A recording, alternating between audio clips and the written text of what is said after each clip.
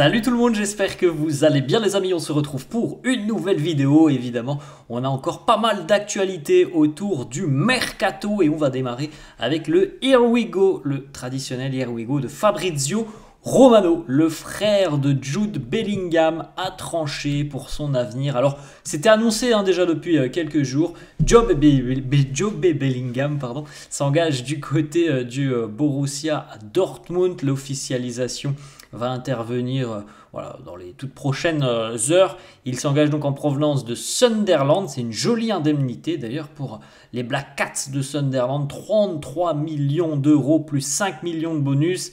Pourcentage à la revente de 15%. C'est un record tout simplement pour une vente dans l'histoire du club de Sunderland. Le Borussia Dortmund avait transmis une offre de 20 millions d'euros. C'était la première offre. Et donc la deuxième a été acceptée. Il suit donc la trajectoire de son frère qui avait quitté, Jude avait quitté Birmingham pour s'engager à Dortmund, où il avait notamment eu pas mal de temps de jeu avec le Borussia Dortmund, où il avait continué à progresser, à se montrer au plus haut niveau. Il avait connu l'Europe aussi. Donc voilà, tout ce qui pourrait arriver à Jobe Bellingham du côté de Dortmund. On enchaîne les amis, on va aller du côté de la Juventus. Randal Kolo Muani, l'attaquant international français, ne devrait pas continuer au Paris Saint-Germain. On rappelle que depuis le mois de janvier, il était prêté par le PSG du côté de la Juve et d'ailleurs ce prêt a été plus que bénéfique pour Kolo Muani parce que du côté de Turin, il a énormément marqué. En 16 matchs de Serie A sur la seconde partie de saison, c'est quand même 8 buts pour Randal Kolo Muani, donc le ratio est très bon. C'est un but tous les deux matchs, il a laissé de très bonnes impressions du côté de la Juventus. Le profil est très apprécié côté turinois, donc la Juve a tout simplement envie de le conserver et la Juve est en train à l'heure actuelle de discuter avec le Paris Saint-Germain pour prolonger le prêt de Randal Kolo Muani avec peut-être une option d'achat qui sera inclue, donc affaire à suivre, mais évidemment il n'y a aucune chance que Kolo Muani retourne à Paris pour y perdurer l'année prochaine. Il y aura un nouveau départ.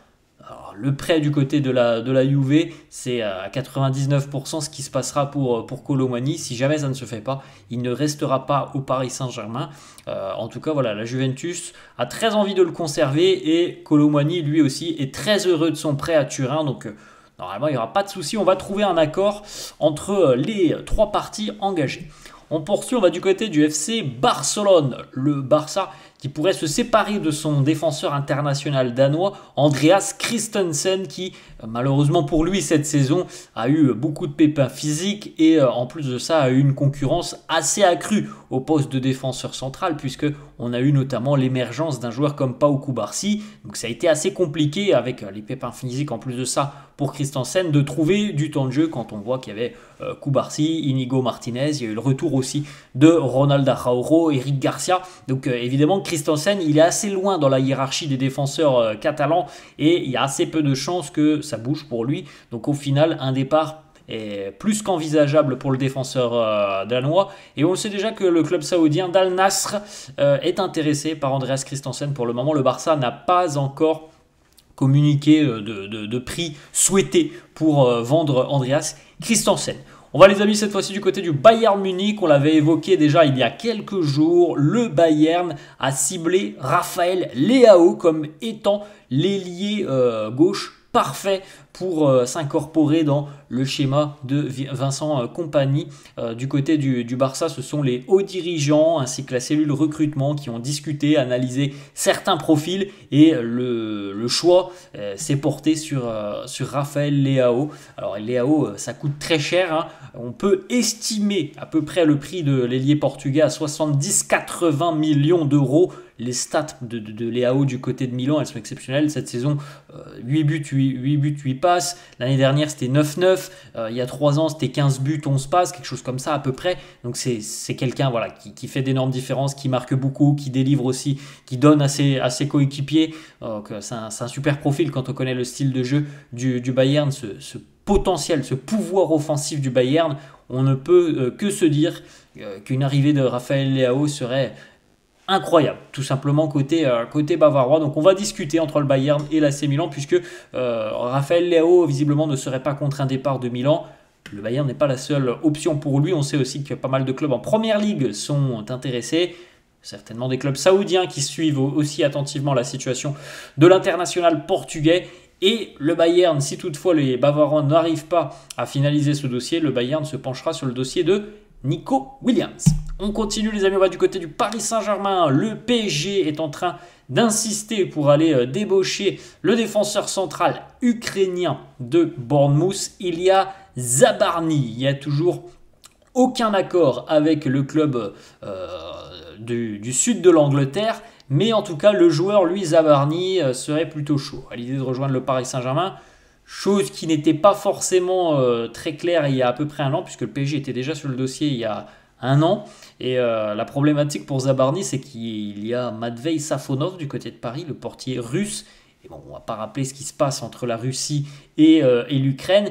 Et Zabarny, visiblement, n'était pas très chaud à l'idée de rejoindre le Paris Saint-Germain, parce qu'il y avait aussi un joueur russe dans l'effectif du PSG, donc bon, ça n'a pas changé, Safonov est toujours présent, mais il semblerait que Zabarny soit plus chaud à l'heure actuelle pour rejoindre le Paris Saint-Germain qu'il y a quelques semaines, donc affaire à suivre. En tout cas, c'est un joueur qui est très apprécié par Luis Campos, et le choix aurait aussi été validé déjà par Luis Enrique. C'est un défenseur qui est très très bon dans les relances, évidemment, on s'en doute, hein, on a vu ce qu'a pu mettre en place Luis Enrique. On a vu que Luis Enrique a des envies, c'est d'avoir des défenseurs centraux qui soient capables de lancer le jeu, tout simplement, de ressortir des ballons proprement. Et Zabarny en a toutes les qualités.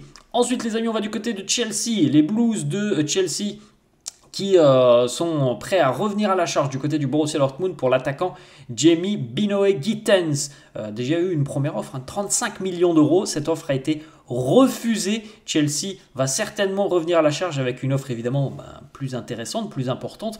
On peut estimer que ça sera peut-être aux alentours des 45 millions d'euros. Ça a été une très belle saison pour Binoé-Gittens du côté du Borussia Dortmund, auteur notamment de 8 buts cette saison. Alors pas toujours été titulaire, mais il a quand même su tirer son épingle du jeu en ayant une certaine régularité dans son jeu. Un bon profil, assez vif, très dynamique et qui a un bon sens tout simplement de la finition.